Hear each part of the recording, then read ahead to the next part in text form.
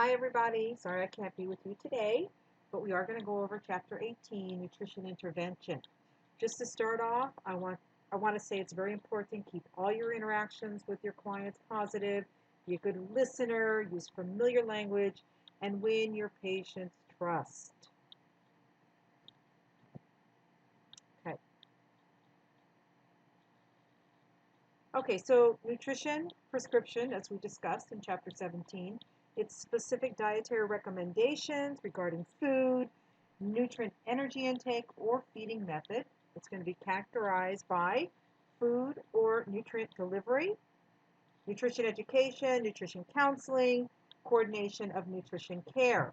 Okay, and it's got two interrelated components. All right, so an intervention is going to require planning process and plan implementation.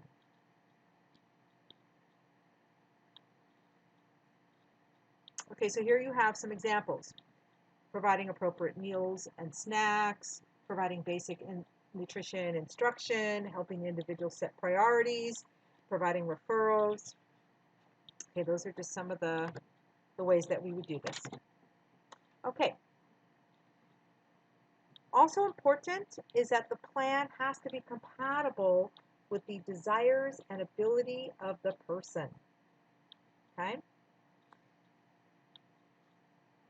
Okay, so long-term dietary intervention, you have to determine, is this individual ready to change? Okay, we want to emphasize what to eat, not what not to eat, what to eat. Okay, we have to make it positive.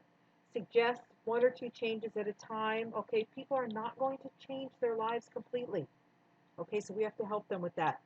You want to have a tailored education. Okay, so if this person is lactose intolerant, okay, you want to talk to them about what their options are. And we want to monitor their progress, periodically evaluate the effectiveness of the plan, and all goals have to be measurable. So do we want our AccuChecks within normal limits? Do we want weight loss between a half a pound and a pound a week? Okay, that kind of thing. Okay, so each step is going to be documented. All right, so it must be succinct. It must be easy to read, easy to understand, once again, measurable. Okay, don't say too much. Okay, you don't want to get caught up and have someone come back later and say, well, you mentioned this was a problem, but you never mentioned how you're going to address it. Just stick with the problems that you've identified and how you are going to address them. There's ADIME, okay, assessment. It's going to be height, weight, BMI, any kind of labs, diagnosis, the intervention, okay, so your treatment goals, your expected outcomes, your patient responses, monitoring and evaluation. Okay, we've already talked what that is. SOAP note. This is something you will have to, going forward in 415, you will be doing SOAP notes.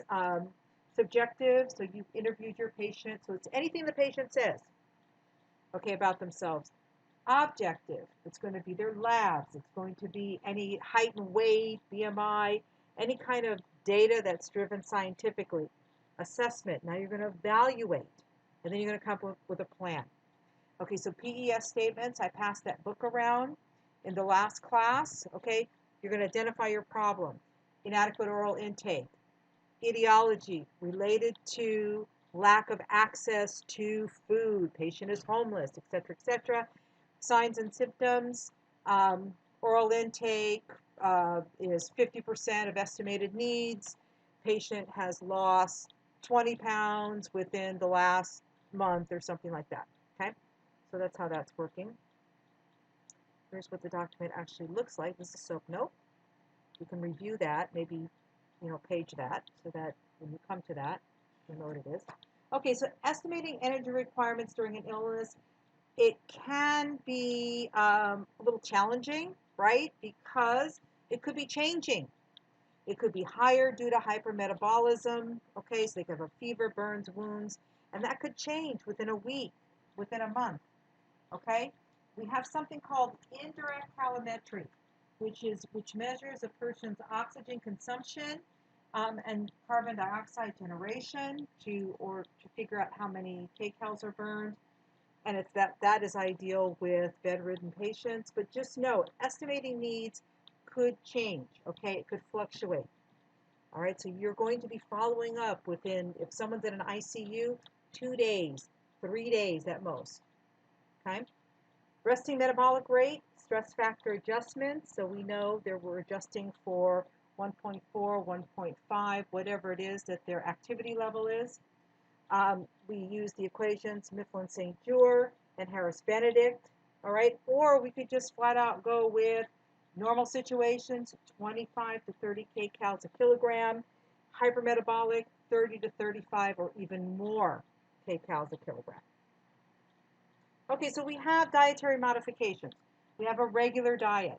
Okay, that should be self-explanatory. But with a modified diet, we could be modifying the consistency, the texture, the nutrient content, and any kind of foods that we would include. Okay, then we have tube feedings. All right, and then we have parenteral nutrition. Those two, the last two, are their own chapters. I believe they're chapter 20 and 21. Okay, so here's a good chart on the different kinds of modified diets. You can see here mechanically altered. So we could be pureeing, we could be chopping stuff up, blenderizing, if you can't chew or swallow easily. And perhaps your facility does not actually buy any kind of pureed foods. You would be blenderizing it. Clear liquid diet, okay, they're liquid at room temperature, okay, minimal residue in the colon. They have fat restricted, low fiber, low sodium, high kcal, what we call high kcal, high protein diets, sort of like the seafood diet. Okay, so let's take a look at them. You would probably put an individual on a clear liquid if they're having stomach problems. You would full liquid would be, hold on, full liquid would be milk, yogurt, cream soups, kind of like a cross between liquid and solid foods. Okay, fat restricted, used with diseases of the gallbladder, pancreas, intestines. It reduces the fat malabsorption. Foods are going to provide less than 1 gram of fat per serving. Okay, and you may need to exclude lactose or dairy fiber. All right, so we're going to be way reducing that. Low fiber, what are primary indications for this diet? Okay, if you are right before surgery and you want to reduce the fecal matter that's there, or even after surgery, okay, to when you're transitioning to a regular diet, because people aren't coming out of surgery and just going right on a regular diet. That's a little bit too hard for them. We are transitioning them. We're moving them up, and as they get better, they can transition up to the goal is a regular diet, or if they're on a therapeutic diet, we're going to get them on whole foods. Some foods that you would eliminate would be like your whole grains, your bread, your nuts, butters, fresh fruit, things like that. And then, of course, we're going to be restricting their fiber, okay? And we would also, at the same time, probably be restricting their dairy products. Okay, so low sodium, what are the primary indications for that? Fluid retention, treating hypertension, congestive heart failure, kidney disease, liver disease. Okay, factors that would influence it, of course, would be symptoms. Okay, so what are the patient's symptoms? They have high blood pressure. Typical restriction, 2,000 to 3,000 milligrams a day. And we are going to be eliminating prepared foods because I don't know if we've talked about this, but most of your sodium is in prepared foods. Okay, high calorie, high protein diet, not to exceed 35% kcals from fat. Okay, we call it like the seafood diet. We have our own little chart right here. Okay. So we have alternative feeding routes, okay? Tube feedings. Those are called enteral. Those are preferred if the GI tract is normal, okay? We always want to keep that GI tract working. Parenteral, the GI tract is not working, okay? And we've got to get nutrients into the patient. Nothing by mouth. Non-porous, okay?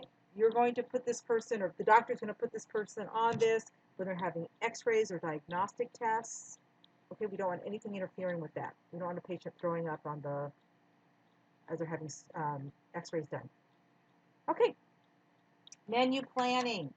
Okay, so diet manuals have exact foods and preparations for modified diets. They will be specific to your organization. Okay, and if you go to work in a hospital or a clinic and you're providing food and you do not have this, then you need to find out why. Okay, food selection, it's often a selective menu means they have choices. Okay, they can circle what they want, and the food service worker will come later on and pick up that menu from them. It's usually 24 hours in advance. And cook to order is very much like room service, and a lot of hospitals are going that way. Okay, it's really good. It's really good for the patient. Okay, so our last slide is HAPSIC. Okay, so we are really concerned about what is going on in that kitchen. Are people handling food correctly? Are they washing their hands? Are they keeping things clean? Because everything, you realize that our patients, they have immune system issues. Okay, so we have to be very, very careful. All right, I already told you about the situation where we had clean cutting boards swabbed and found to have bacteria on them. Okay, so you got to keep your eyes open in that kitchen. All right, all your cleaning and disinfecting supplies have to be in a locked storage area, and you need what they call like data sheets on everything. So if something happens, you can go to those data sheets, look it up, and find out. Oh my gosh, what are we supposed to do for this person? All right. And then, of course, sanitation. How are you keeping things clean? How are things being prepared? Okay. All right. So, improving food intake, calmness, people. We want the patient to be calm. We want to reduce stressful situations. We want to make sure the patient is getting the right diet and the food that they like. Okay. So that should do it for these slides. We do not do the highlights.